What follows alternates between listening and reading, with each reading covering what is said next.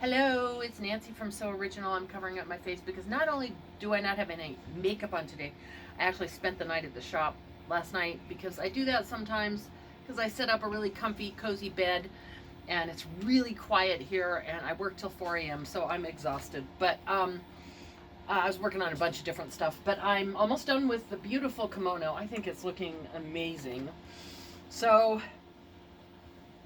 here's the underarm. And here's, I see I top stitched, I edge stitched really the piece down. So it really doesn't look like it's foreign. It kind of looks like it was made this way. And then there's my shoulder seam. And then down here at the corner, I flipped this over and did right sides together and sewed along here and flipped it back in so that I made, you know, the edge, the facing.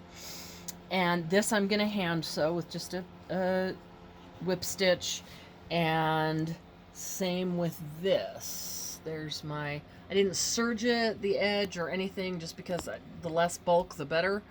So I'm just gonna hand stitch this down and this. And then the final thing I will do is some top stitching right along here so it matches this. And I think it looks freaking gorgeous. And I don't think it looks like it came this way.